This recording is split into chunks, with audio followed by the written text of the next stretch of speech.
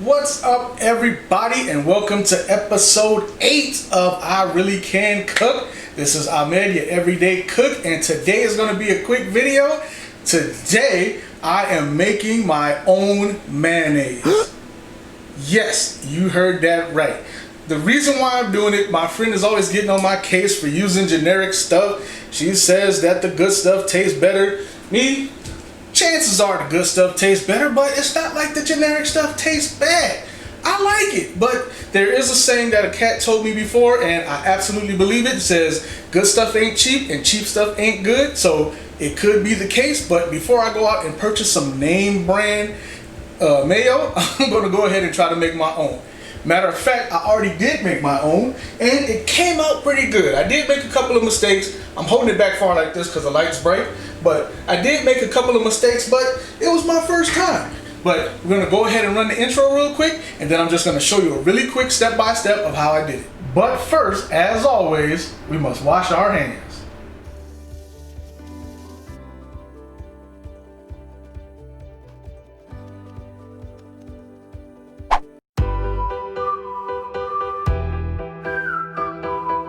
So the first time I tried this, I totally messed it up. I'm a rookie, I'm not ashamed to say it.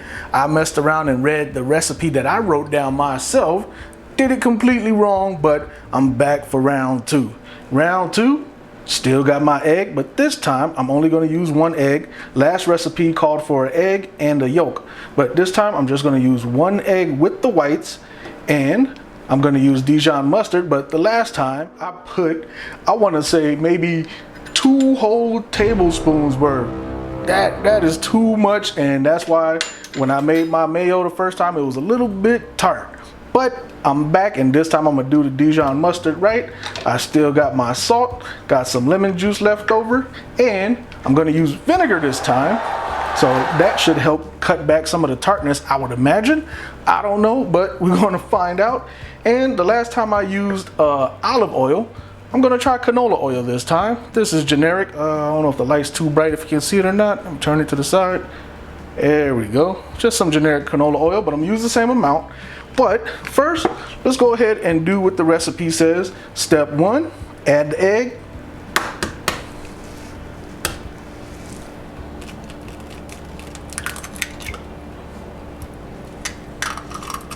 No shell. Yes, got that right. Next step, we're gonna add 1 tablespoon of Dijon mustard, just 1. Not gonna mess that up again. Let's see, here we go. Okay, oh, and make sure the egg is room temperature. That's what the recipe calls for. I don't know why, but that's what the recipe says, so that's what we're gonna do. Let's get in there, make sure we get all that in there. I'm only adding a little bit more, not because I want to mess around and mess up again, but only so much fell out, so that compensates for what's left in the scoop. You know, makes sense to you? Hope so, because it makes sense to me. Anyway, next we're gonna add a pinch of salt.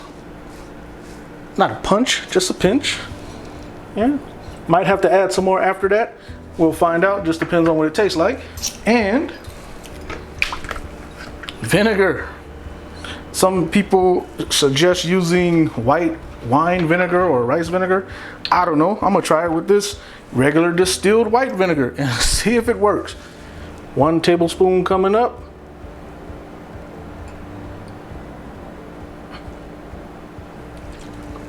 All right, that's enough.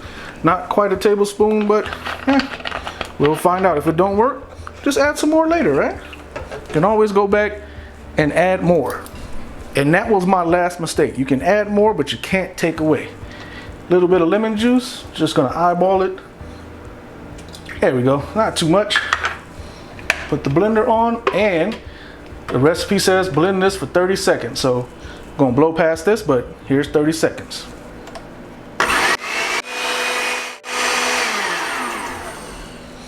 Okay, now that 30 seconds are up, make sure the lid's still on. This time I'm gonna add my funnel to the top because my hand's not that steady. Now when you're adding the oil, you're supposed to pour the oil in slowly, because if you do it too quickly, it's just gonna glob up maybe. It's probably not gonna work, but you're supposed to add 3/4 a cup. So let me go ahead and measure 3/4 a cup really quick.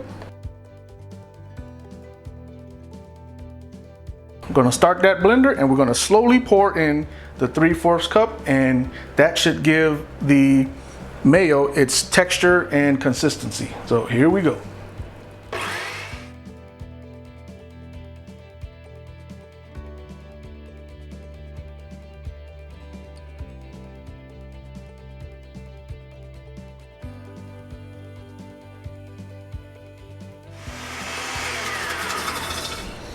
Okay, so hopefully that blended well.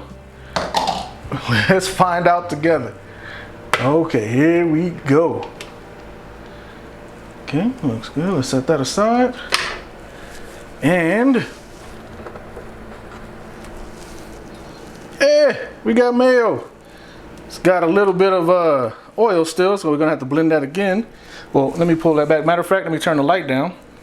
Okay, can you see that better? It's got a little bit of oil in there, but we're gonna go ahead and give it a taste test. The consistency looks good. Yeah, it's creamy. Looks good to me. All right, let's taste it.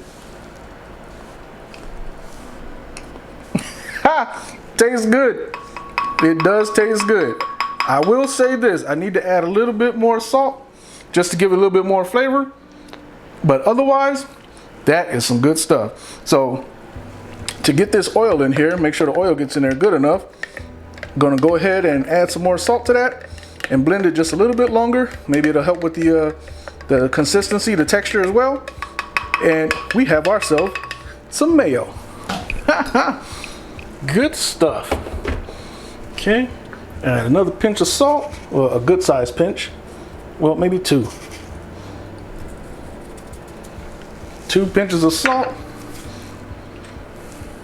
Put the lid back on there.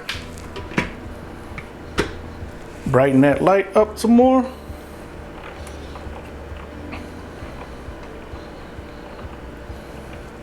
And let's get to blending.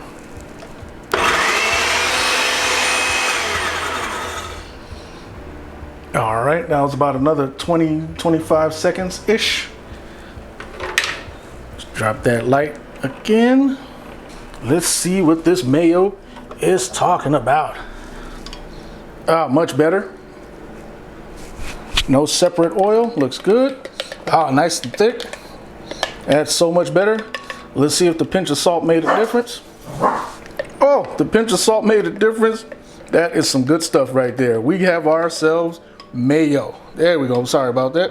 There we go, we've got ourselves some homemade mayo. That is some good stuff right there, nice and creamy. So that's it. I was able to make my homemade mayo for the second time, if I'm going to be honest. The first time was an epic fail, but how many times have you made something and got it right the first time? It's all experimental to me, and this time the experiment came out great. Didn't cost me much, you know, because the ingredients, like I said, I think I paid what, 52 cents for that lemon. I know I could have got some, I could have got a whole bag at the 99-cent store for free, or if my neighbors had one, I would have easily snuck one off a tree, but didn't get the chance to do so. So went ahead and got myself some lemon. I had vinegar in the cabinet. I had the canola oil this time instead of the olive oil, and I like the taste better. And the vinegar, adding the vinegar to it instead of not adding the vinegar and adding a whole egg instead of an egg and a yolk, it actually worked out for me. So I have my own mayo. Yeah, I might still use the generic stuff. My friend doesn't like it, but I love it. But now that I got my own, man, I made my own mayo. So if you liked it and can follow along with it, I know there's tons of videos out there that do it. Their videos might be just the same as mine, but if you've seen theirs, that's cool, but you haven't seen mine. Anyway, this is Ahmed, your average everyday cook, and I just made mayo.